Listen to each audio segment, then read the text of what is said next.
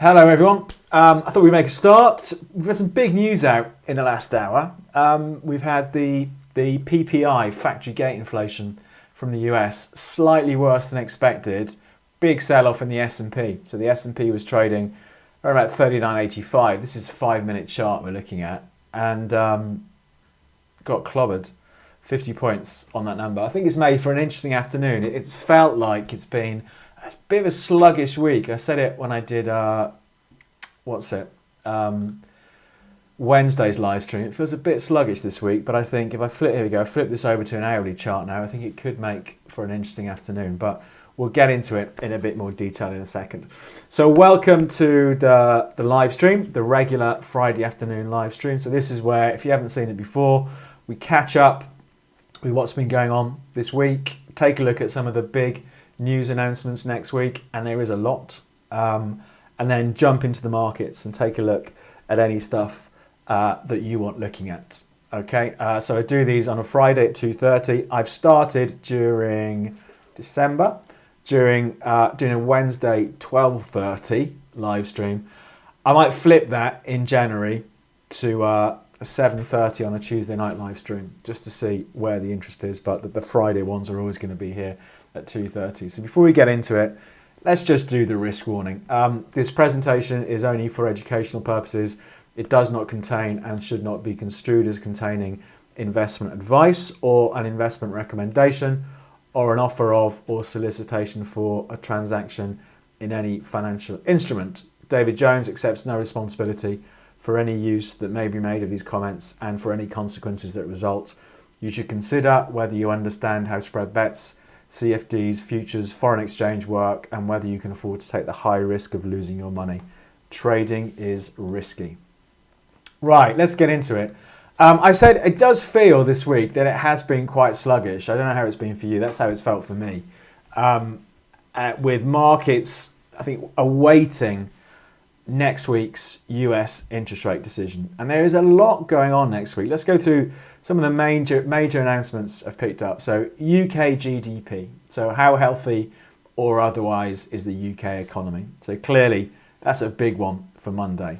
Then Tuesday we have US inflation. Could be nervous ahead of that, given the fact that today's factory gate inflation was higher than expected. So that's going to be an interesting one on Tuesday, US inflation. Wednesday, UK inflation. So what's UK consumer inflation like? And then on Wednesday night, I think it's the thing that's been waited for a while. So US interest rate decision next Wednesday evening my time. So again, we could see perhaps volatility, but not much direction Monday or Tuesday, Wednesday, while we wait for this US interest rate decision. Then on Thursday, UK and EU interest rates. So I do think if I was a betting man, I'd be betting that next week might be a bit more livelier than this week has been. So an awful lot going on next week, and it's the US interest rate decision that is the big one. But clearly these other inflation announcements, UK GDP, and then Thursday's interest rates, are going to inject a bit of volatility into various markets as well. So a lot to keep an eye on. So I'll do the Wednesday 12:30 live stream, and we'll look ahead to that US decision then, and let's see where it goes.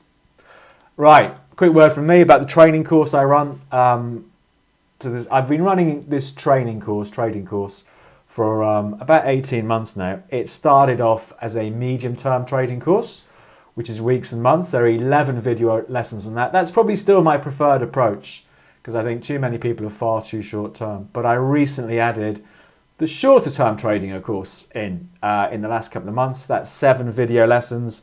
And on top of all this, there are 4 live webinars with me that we hold every month. It's a bit like a trading clinic type of thing, where I talk about perhaps how I've refined the odd bit of the course. I haven't changed much, to be honest, with my approach. And we talk about trades I've been looking at and go through any questions that you've got.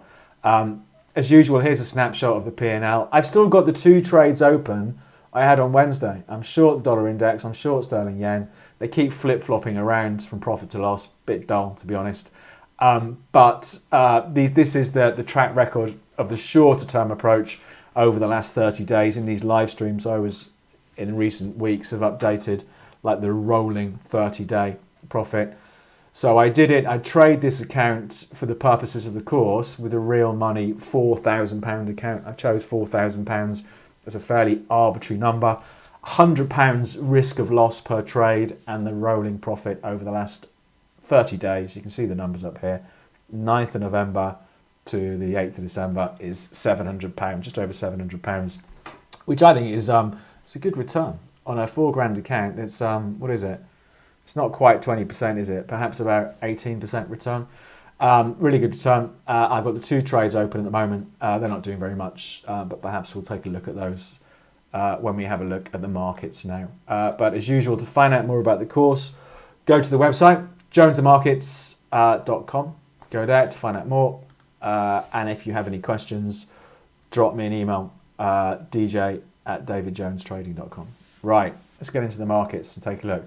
Let's start off with this S&P. I had a bit of a get out of jail free card with this actually, because I was working on, I am absolutely not a day trader. I'm not someone who jumps in and out a million times a day, but I've been working on a different approach the last few weeks, or an additional approach, let's say, a day trading approach, and I decided to focus on the S&P.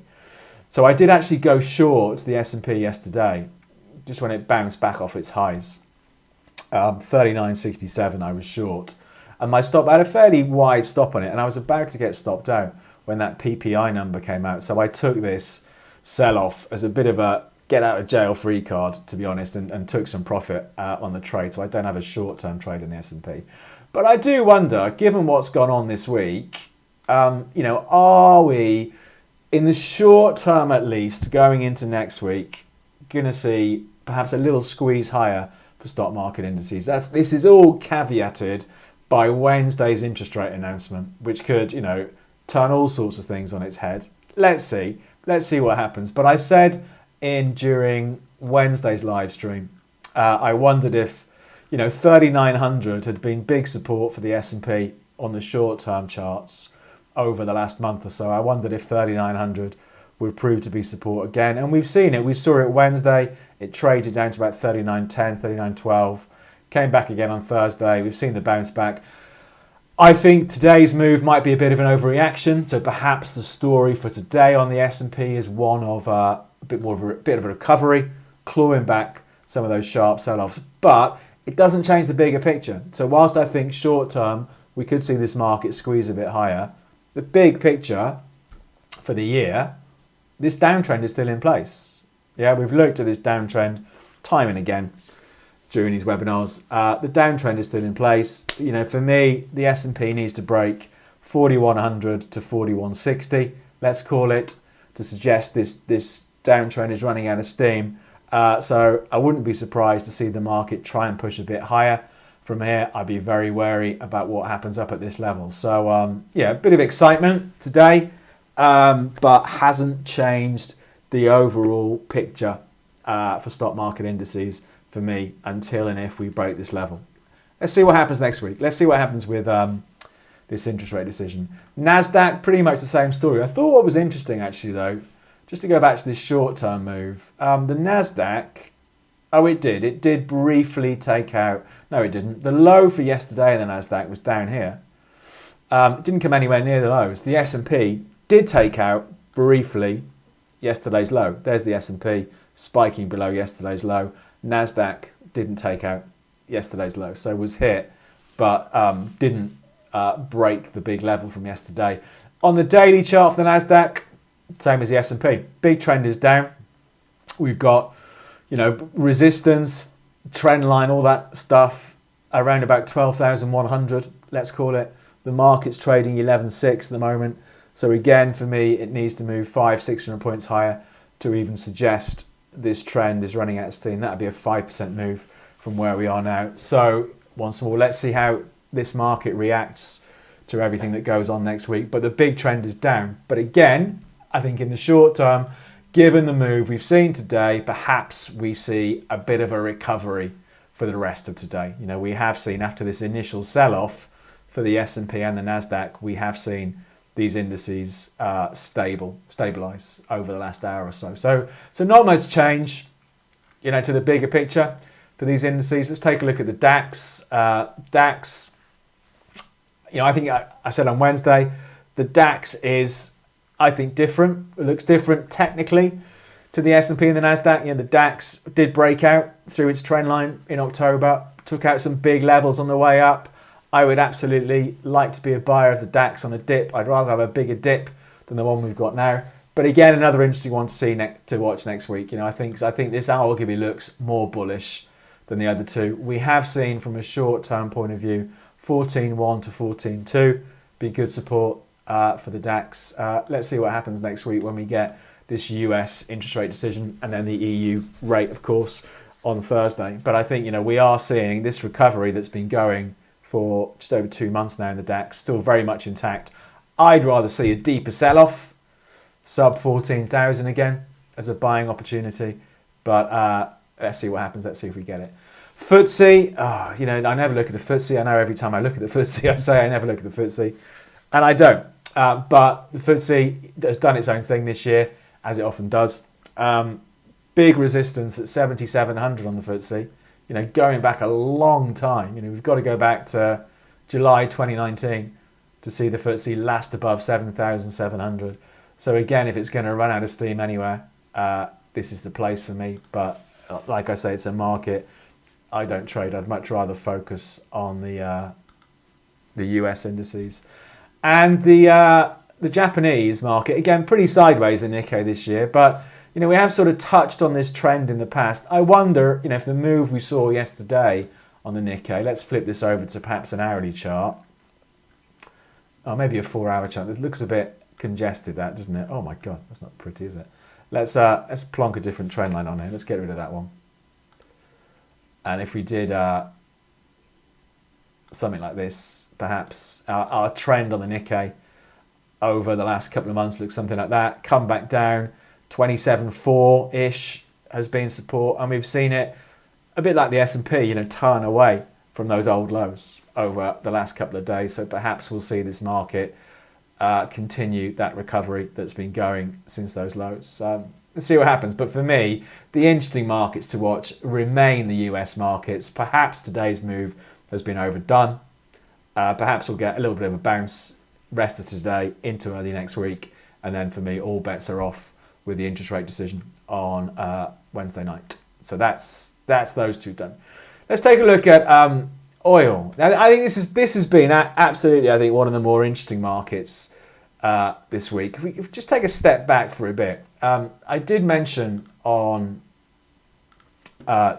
Wednesday, I did this trade in oil, if we zoom it in, down here the other week, last week in November, because it had spiked through the low for the year that was set in September, but turned away from it pretty quickly. So I bought in, and there was quite a good little bounce back up. But I do think that the sentiment in oil, it does not look positive. With the move we've seen, just yesterday, the price of oil traded down to just above $71, right? That's the lowest we've seen oil, I'm guessing, since December last year. Yeah, December, just before Christmas last year. So this trend that's been in place for oil since June now is still very much in place. We've got new lows, and it's not the same thing we saw in November, where we moved briefly to a new low and then turned around really quickly.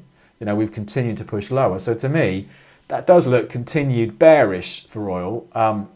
Would I want to sell short here? Probably not. I'd rather wait to see, do we get a rally? We had a good rally beginning December up to the early 80s, and it ran out of steam. So for me, any bounce back in oil looks like a selling opportunity now within this overall trend. But that looks, pretty bearish. New lows, not quite 12-month lows, but 11-month plus lows yesterday on the price of oil. There was a good trade, I think, in oil yesterday. I didn't take it because I was out. But I think that was for me, flipping to the hourly charts. This was the trade yesterday in oil, around about this time yesterday, 1 to 2 o'clock yesterday. The market pushed back up, runs out of steam ahead of Wednesday's high, and then bang, sells off again. And here we are. So that looks pretty weak. Now, natural gas, yet again, doing its own thing in terms of volatility. I talked about this level to watch on natural gas, and around about $5. You know, the market had run up to 7.5 in the third week of November, sells off again, and we had these old lows around 497. It traded down on Tuesday this week to 510, and I thought, well, this is going to be the buying opportunity, but I want to be patient and wait for things to just to confirm it's making a base down here. As is often the case with natural gas, you know, patience doesn't pay.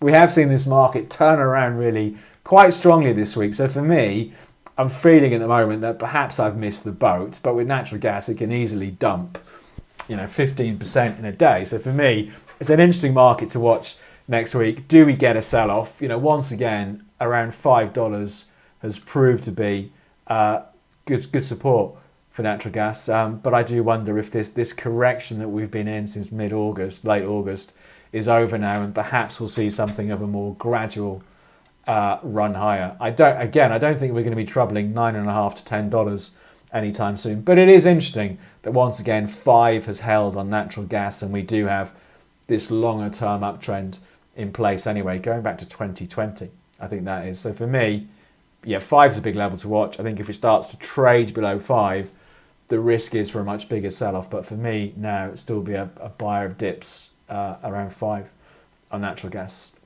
Let's take a look at gold and silver, of course. Gold, like I said on Wednesday this week, you know, I think the moves we've seen in gold over the last month or so, you know, does start to look pretty much to me that this downtrend is well and truly over. You know, we saw gold hit 2,075 on the Russian invasion of Ukraine. It's been one-way traffic since then into early November, but we've broken out this downtrend and we've broken some big levels on the way up. So for me, I'd absolutely be a buyer of dips on gold. Again, I'd rather have a half-decent dip. Maybe we'll get that next week with all these major announcements. The big hurdle is around about 1810 for me on gold at the moment.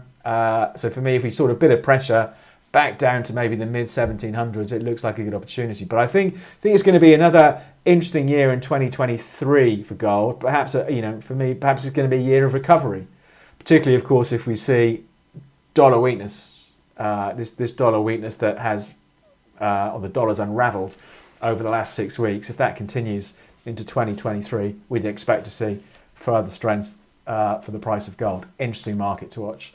Same with silver. You know, silver has, you know, absolutely continued this recovery from $17.50 end of August to $23.30 today. What's that? Nearly a $6 move, nearly a 30% move.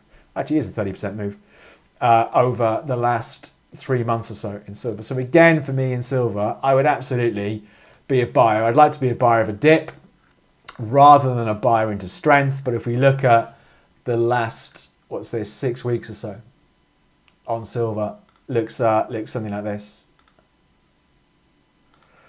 So, you know, if it got knocked back to the low 22s, it looks quite interesting. I think next week, if that was to happen, you know, we could well get some dollar volatility on this interest rate decision on Wednesday, and that would feed through to the likes of gold and silver. So both of these markets continuing to build on these recoveries and look like they've turned the corner.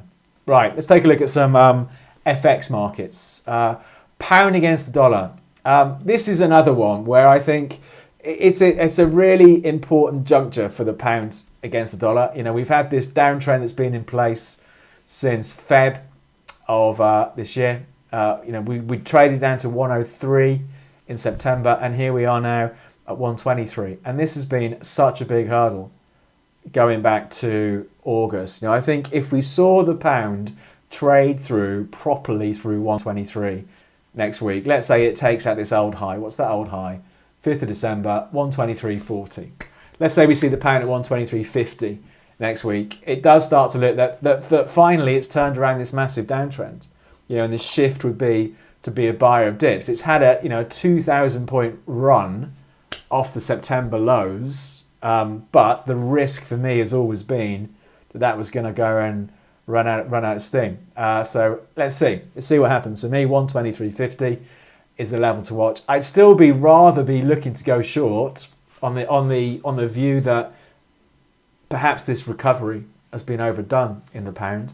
But let's see what next week brings. The one at market, the major FX pair where I do have a pretty strong opinion, is euro against the dollar. I think the move we've seen in the euro has finished this downtrend off, and I do think that next year the story could well be one of euro recovery. So for me, again, euro against the dollar, I'd want to be a buyer of the dip. We've not had much in the way of dips. You know, the market on Monday of this week pushed out to a new recovery high. It starts to look a lot more interesting to me if we can drop back to where we were in mid-November.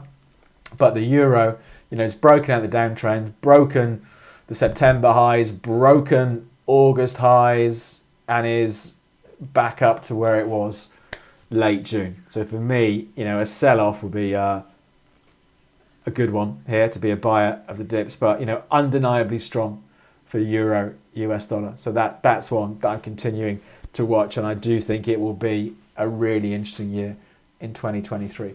Let's take a look at the crypto quickly. I'm guessing there's not a lot going on there. No, I mean, you could argue it's breaking its downtrend, but it's only breaking its downtrend because time has gone on and it's gone sideways. So it's caught up with the trend line.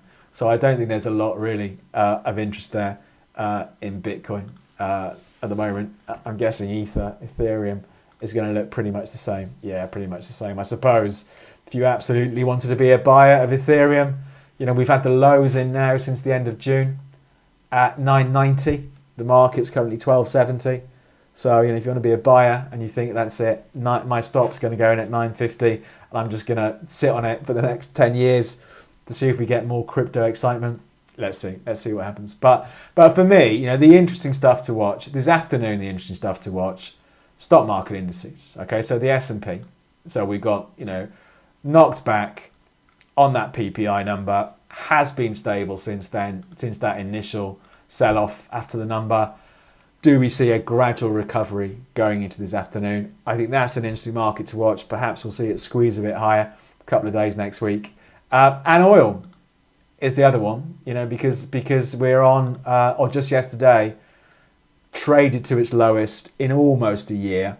That downtrend continues in oil. Let's see what happens. So for me, those are the interesting ones to watch at the moment. And like I say, Wednesday night, we have the interest rate decision. That's the big one.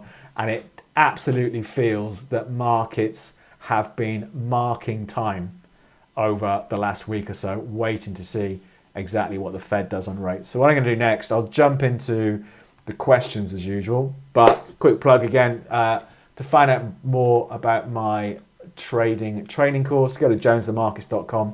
Any questions, drop me an email, dj@davidjonestrading.com.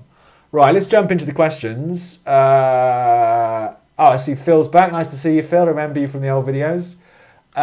What's your long-term view about the EV industry? Well, I don't know. Electric cars, I don't know. I think Tesla announced yesterday they were cutting production by, I think, 30%. Was it in their Shanghai facility? I don't know what the reason was. But clearly, you know, the share price of EVs, look at Tesla. You know, it's half and more where it was a year ago. And I do wonder, I mean, I've got an electric car and you can see so many new electric cars coming through. I do wonder if some of these Chinese companies who perhaps aren't that well established yet outside of China are going to make further inroads in the years ahead and take business away. So NIO's one. Again, for me, the stock isn't too exciting at the moment. It's all still a bit boring, still a bit downtrendy. Xpeng is another one that springs to mind. Again, you know, it's had a good run over the last couple of months or so. Good move up. Again, I'd be patient and be a buyer, but I do wonder, you know, we often see this, don't we? If you go back to the dot-com boom days, you know, the companies that were doing well, maybe late 90s, early 2000s, you know, are they still around? Are they still doing as well? If you look at, you know, social media, the likes of, MySpace, you know, where are they now? And all of that sort of stuff. They all get some of the established players, the early innovators, get taken over, don't they? So I think, electric vehicles, interesting sector to watch over the next 5 years. There are bans coming in for petrol cars in various parts of the world, of course, UK included. And you just wonder if perhaps some of the old guard, like the Teslas, will are we going to see those highs ever again for the likes of Tesla, where they were a year ago? I don't know. I think perhaps not. Perhaps not. Perhaps as it becomes a more mature market, some of the names who maybe we don't know too well at the moment eat in to these established players' names. Let's not forget, at one point Tesla was the most valuable car company in the world, wasn't it? I don't know if that's the case today. I doubt it. But let's see. Right. With a recession, do you see oil and natural gas dropping much lower? I would say, I think natural gas, that trend is still up. But crude oil, it depends how bad it is, doesn't it? What's the price of oil done since the highs this year? So 124, and we're at 72 now. So it's lost $50 a barrel. What's that? It's about 40% drop in the price of oil. I suppose if the recession ends up being a recession, gets much worse than expected, then that you would expect is clearly going to have an impact on the price of oil, because factories will produce less stuff gets shipped around the world because people are buying less, blah, blah, blah, blah, blah. So, I absolutely think there's no reason why oil couldn't go back to where it was last summer, low 60s, a year last summer. And let's not forget, it wasn't extreme, but the cash price was $10 in April 2020. That was, of course, coronavirus and everything else. So I do think, that I fully expect the price to edge lower from here. So for me, I'd be a seller of strength. And if the recession ends up being much worse than expected, then that would put more pressure on the oil price. Natural gas a bit different, as I said, because we do have that big trend still up in natural gas. So for me, quite different markets, those two energies at the moment. The Fed has been following the Bank of Canada interest moves for all of 2020. Okay, the Bank of Canada has increased rates this week by 0.5%. Therefore, I expect the Fed to increase by 0.5% next week. All right, thanks for that, Vince. We'll see what happens. We'll know on Wednesday night how it all pans out. Cotton looks interesting. Let's have a look. I've not looked at cotton for ages, actually. Let's take a look at the price of cotton. Again, I said this was a great market. Traded it a lot on the way up. We don't have that much data here, going back to 2020, but a great trend here. Really accelerated. It went absolutely nuts, the price of cotton, didn't it? From 88, September 21, nearly doubled into May 2022. Crazy move. And I've not traded it much since then. So for me, you're saying cotton looks interesting. For me, for my style of trading, I probably don't see a trade there yet. I think for me, the trade I would do, because that trend is still down in cotton, I'd be a seller if it got a bit higher.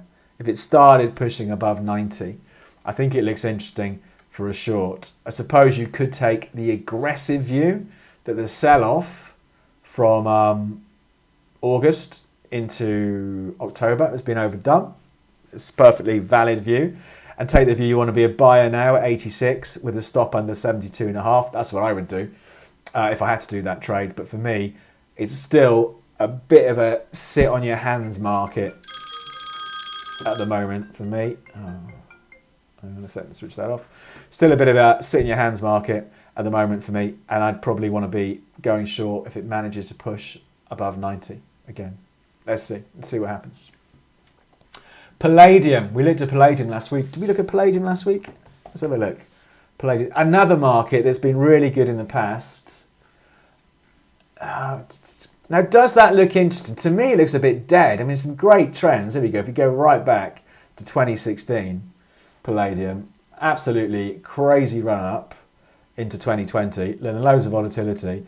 Big run again last year. And I can see what you mean. You could, if you absolutely thought palladium was a buy, it's a really logical place to buy it now, because we have seen it hold above 1790 over the last 6 months now, isn't it? So yeah, I think if I had to do a trade on palladium, I would be a buyer with a stop the other side of 1790.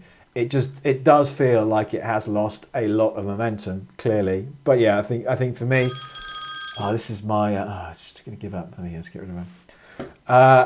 So for me, yeah, stops the other side of 1790 and see what happens. But I think a much harder market to trade now than when it was trending. It was absolutely a great market when it was moving for those years. Difficult market now, but let's see if 1794 holds and if it can try and pick up some momentum for there. Euro NKD. What's NKD? Euro NKD. Have you mistyped that? Is that NZD? Is the Z next to the, or is it Hong Kong dollar? Oh, hang on. You have to put that in again. Let's have a look at Euro against the Kiwi and see if that looks interesting at all. I mean, the trend is down still, isn't it? If that was the market you meant, if it wasn't that. Oh, Euro, Hong Kong dollar. Okay, thanks for that. Let's have a look. Euro against the Hong Kong dollar. That is an interesting one, isn't it? Did we look at that in the week? I mean, this is another one, I think, where we're seeing Euro strength. Let's take a look at that. So for me, what have I drawn there? If I could actually pick the right line, it would help, wouldn't it? So for me, if you look at, that has, that's another one, a similar chart to Euro USD. I say, we've broken out this downtrend.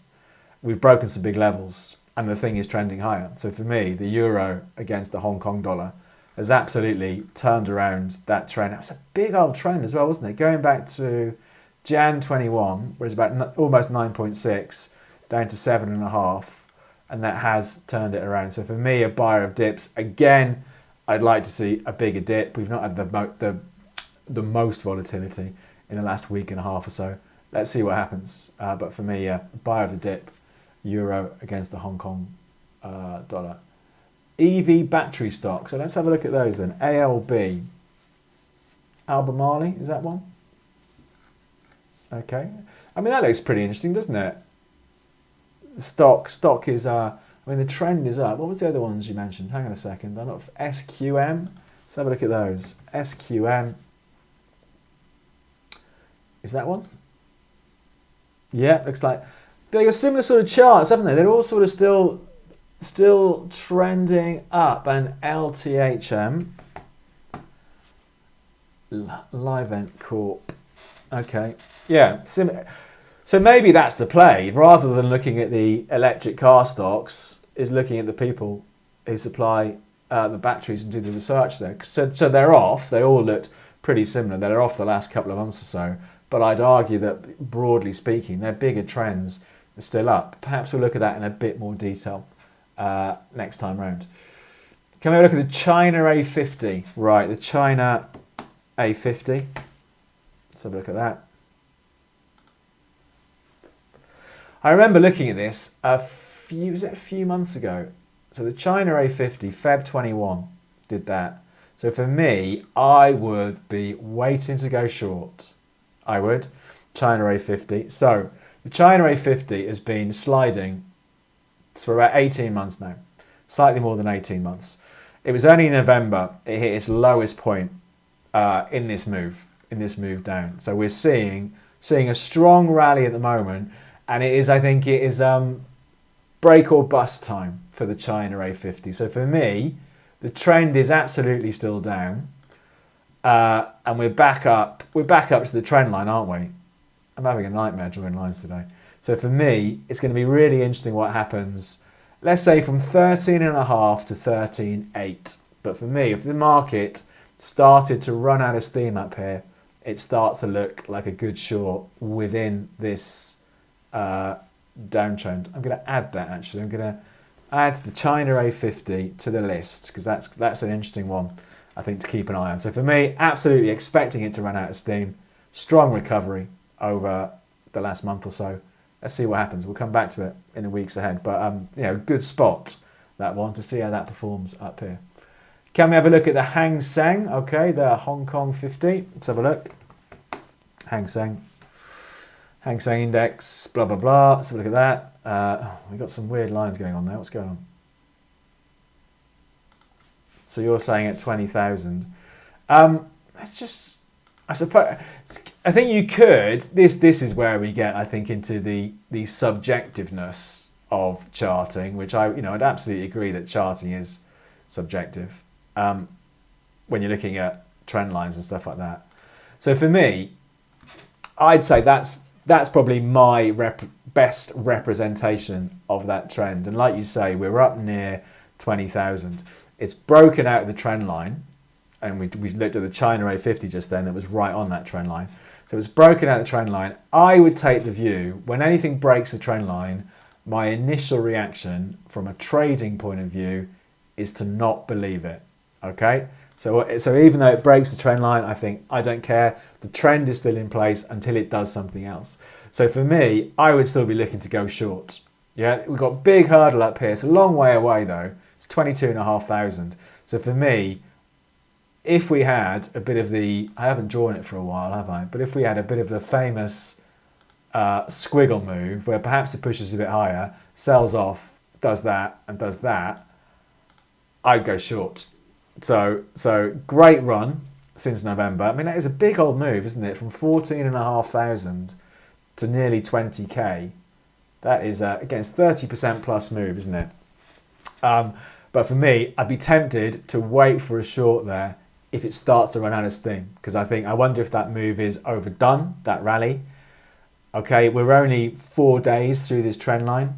I'd be tempted to go short, but that's another interesting market. So let's plonk that one on the list as well, and we'll keep an eye on that. What's the term you use? Sell on rally, sell on a rally.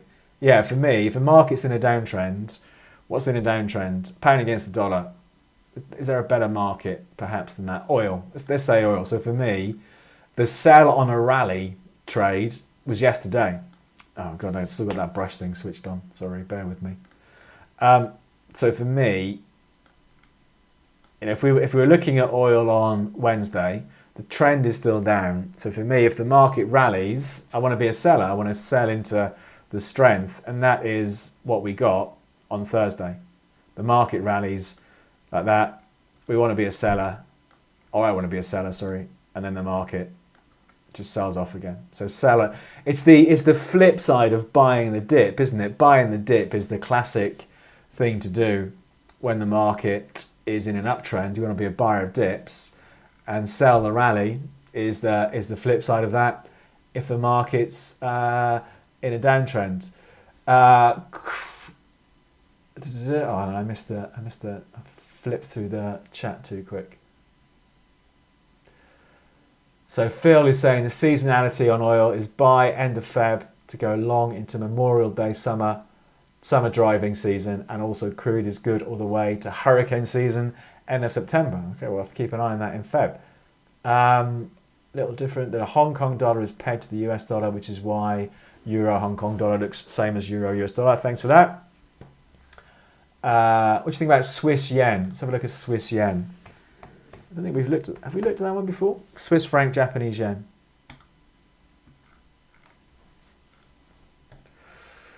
It's strong today, isn't it? So the Swiss franc today is pushing out to its best levels just about since, actually it's only an hourly chart. Let me flip this to a daily chart.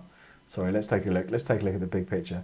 I think, again, that the trade here is a bit of a TARDIS trade, but this was the trade. Actually, it's still a valid trade here. You know, the trend had been up, and we've been a little bit sideways for the last couple of months. We did have good support in September, late September. The market, the Swiss franc, dropped to what 143.50 against the yen. And then we had, it's a similar setup actually to that oil trade that I mentioned I did a couple of weeks ago. So the market here, 2nd of December, breaks below the low, breaks below that low, but the next day, bang, turns it right round. So I think moves like this are always interesting, because you could take the view, this is a false break. The market's blipped below this old support, but it's turned around really quickly.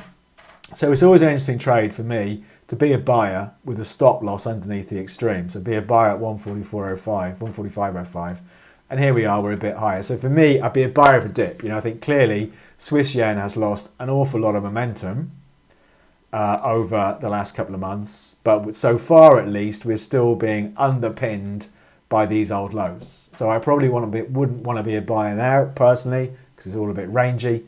But if we get knocked back again, watch to see how it performs near the extremes. Can we get an update on your wheat trade? Are you still in the trade? Yes, I am. I checked today, and I am still in the trade. So I'm underwater on the trade, and my stop loss is the other side of the recent lows, the other side of 700. So I am still in the trade, but I think, like I said, I think Wednesday we were here, or Tuesday. I had a good day on Wednesday, so I'm still in the trade. But if it breaks much lower, below that low, I'll be out of the trade. So, and that's obviously what stop losses are for. So yeah, I tend to not pay much attention to trades when I'm in them until they hit a certain level. For me, the wheat trade did well initially, but it never moved enough for me to move the stop loss. So the stop loss is still where it was when I put the trade on. So when I put a trade on, I have alerts set up that, okay, if the market gets to here, it's time to move the stop loss. So for my longer term trading, I don't check them during the day. Shorter term trading is different, of course, because it's more aggressive. But for the more medium term stuff, don't really check it during the day because I'm looking for a much bigger swing and I've got an alarm in there. So for me, the wheat trade it's flipped into profit for a bit. It's currently sitting at a bit of a loss. If it goes below the low for this week, I'll probably be out of it. For me, it's a little bit boring at the moment for that. I really like trading and reading charts, but I don't have a degree or education in economics. Me neither. Just what I learned from YouTube. Do you think people like me should stop doing it? No. I think the important thing, trading is, someone asked this question on Wednesday about should they do an A-level in economics? And I said, yeah, of course, if you want to, do it, knock yourself out. And I said, my son did an A-level in economics and he's doing a degree in economics. But, I think the world of economics is different to the world of trading. I think trading, what people think is important isn't important and vice versa, which is why 75% of people trading lose money. The important thing in trading, which I talk about on my trading course, of course, is risk management, first of all. And this is what people can't do because they want to stick their head in the sand. So risk management has got nothing to do with knowing macro and microeconomics. So people can't manage risk properly and they can't get the balance between profit and loss right. And that is ultimately the killer for most people when it comes to trading. Yeah, it's not about second guessing what the interest rate decision is going to be next week. It's not about what color their candles are and what moving averages they use. They're just really poor at managing risk and trading properly. Yeah, so I think they're very separate disciplines. Absolutely, find more out about economics if you want to, because obviously it's an interesting area and it does impact, broadly the longer term thing on markets. But for trading, I do not think, having an A-level in economics is not going to make you a good trader. It might help you, but there are other skills you need to be a good trader. Oh, there you go. Phil just said, you don't need an education to trade. I'm an iron worker by trade. I started trading for fun and now I've turned this into my life. So there you go. Good. Backing up, I think the similar view to me. I think they are very different skills and quite hard. And I think as humans, we're not wired the right way for trading. So I think you've got to overcome a lot of your natural reactions to try and trade profitably. Copper. Let's have a look at copper. I'm guessing that's going to be a bit boring. It's moderately positive overall, I think, but I think it's a little bit boring. Copper. Yeah, it's trying, isn't it? It is trying to get a move on. We had this big sell-off from April into July. I definitely think we've seen an important base for copper from 313 to 325. I'd be a buyer of a dip. It just hasn't done a lot. But absolutely, I'd probably be... Actually, if I had to do a trade, maybe I'd be a seller today. as a short-term trade with a stop above 4. Perhaps that's an interesting short-term trade to seeing if copper gets knocked back down to where it was in October. So perhaps there's a trade there. I'd be a buyer from a more medium-term point of view. I'd be a buyer of a dip, but it all looks a little bit dull over the last few weeks or so. What else have we got? Hang on a second. And also it depends on who you listen to. You don't need to trade 5,000 times a second. You only need a few good trades in that week. That's a good point. You know, you don't. I think everybody thinks that trading. Let's go to an S&P chart. That trading, you've got to be sat there looking at a 1 minute chart and trying to guess every little wiggle in the market. You know, and it's really not the case. You know, you'd be much. And I know it's always easy with hindsight, but we'd be much better off trying to trade, you know, the medium-term run on oil, for example, over the last week from 82.50 down to 72. You know, I think that the bigger trends are much easier to catch. It's much easier. I don't say it's easy, but I'd say it's easier to figure out where might this market go over the next few days, the next few weeks, rather than where might this market go over the next few minutes. Yeah, so I think it's all about trading well rather than trading often. You know, me, in a typical, I mean, with this short-term course I did, hang on, let's have a look. The trades I've done in the last 30 days, I've done no medium-term trades this week, short to medium-term trades this week. I did the aggressive S&P trade yesterday, which was a new thing for me. But over the last 30 days, I did 20 trades over the last 30 days. And that, for me, is quite a busy 30 days. That's pretty much a trade a day if we looked at days when the market was open. 20 days the market was open over the last 30 days. So it's basically a trade a day, pretty much, which for me is quite a lot. So yeah, absolutely good advice. You don't need to trade like a nutcase. You just need to trade well, which is also easier said than done. Corn. Let's have a look at corn. I don't think I've looked at that for a while. Let's have a look at corn. 1 minute chart of corn is not pretty, is it? Let's have a look at the dailies on corn. It looks, I mean, there's been some really good runs in these agricultural commodities over the years, but they all look a little bit scrappy at the moment. Perhaps this is an interesting one. Perhaps not for yet, but to keep an eye on. So for me, it's an interesting move from 840 down to 580 in July. Clearly an important base down at 580. Are we going to see it drift a bit lower and then 580, 600 hold? So I think it's an interesting one to watch. That's clearly for me a big level to keep an eye on. I would argue that the trend from wherever it is, October-ish, is still pretty much down. I'd be patient and see what happens, but I'd be looking to see, is there a buyer of a dip opportunity in the price of corn? So it's an interesting market. Let's see what happens. Let's keep coming back to that one and see what it looks like. Rolls-Royce. Let's have a look at Rolls-Royce. That's Rolls-Royce, the quoted company, which is not Rolls-Royce cars. It is Rolls-Royce engines, separate to the what's it business, the car business. It's done all right, isn't it? It's another one of these. I mean, I hate Rolls-Royce stock because the stock price has just been sliding for how many years now? 8 years, nearly 9 years now. So for me, but a good run up.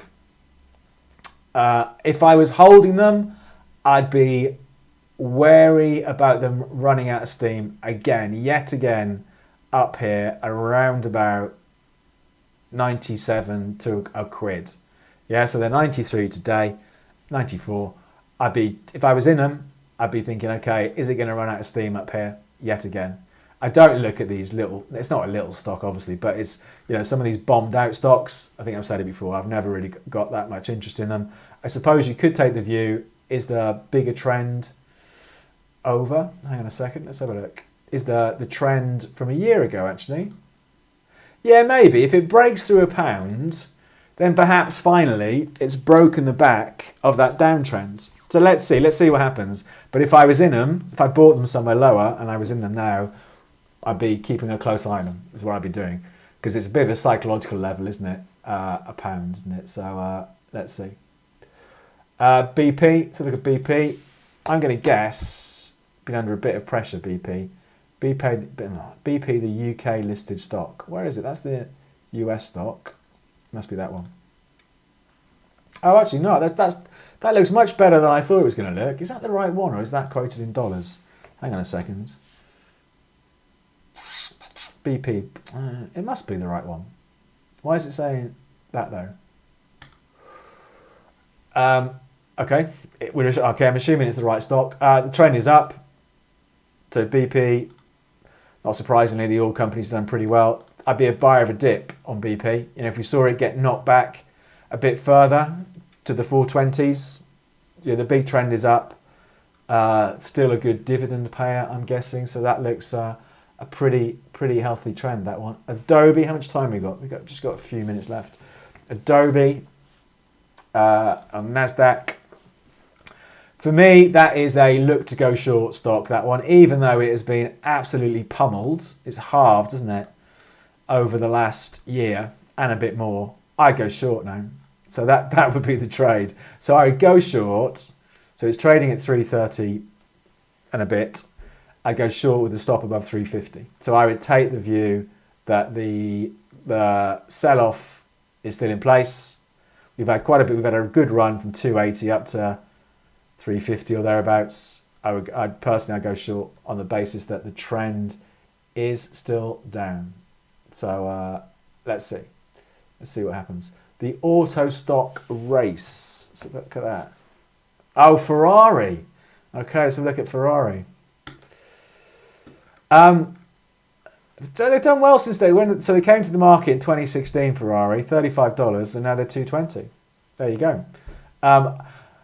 It's going to be interesting, isn't it? I mean, because how much? I don't know. I'm a big fan of cars. I'm not quite sure what the breakdown is for Ferrari. I mean, clearly they make a lot of money for every unit they shift, and I wonder how much they make from other things. And are they going to suffer? You know, I'm a big fan of looking at second-hand cars, and I wonder if that is a market that perhaps the effect of higher interest rates and everything else hasn't really filtered through yet. Anyway, I'd go short Ferrari. That's what I would do. If I had to trade the stock now, I'd go short. We've been a bit sideways since April.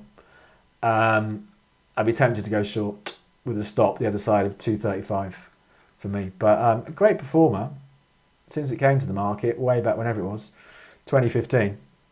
But yeah, maybe we'll see him. We'll see him struggle a bit up here. Let's see what happens. Coca-Cola, right? KO. Coca-Cola Company, I think we looked at these the other week, didn't we? What's it look like? It's been a bit scrappy this year. I mean, it's held up. Actually, you'd still have made money. If you'd have bought Coca-Cola end of last year, you'd be up about 10% for the year, which is pretty good. I'd be tempted to go short, I think, up here. Just from it's a tricky one, isn't it? Just from the chart, I'd be tempted to go short with a stop the other side of 65.5. But you could equally argue, if I flip this over to an hourly chart, that absolutely that recovery from late October is still going. Completely argue that, I think, just about. Yeah, I would argue that. So short term, be a buyer. Medium term, I would be a bit cautious if it got near 65, and it's only a couple of dollars away from it now. I'd be worried, are we going to see, like we've seen all the way since May really, the sellers come back in at 65. Let's see what happens. But short term, I would probably be a buyer.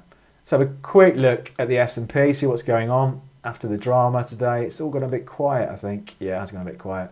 But I think it's interesting. I think what would be interesting, I'm going to do perhaps one trade on the S&P today. The trade I would like to do, if the market sells off towards 39.40 and holds above this spiky low we had on the news. So I think there might be, for me, an interesting, we've got someone spamming the chat. Private dating chat girls.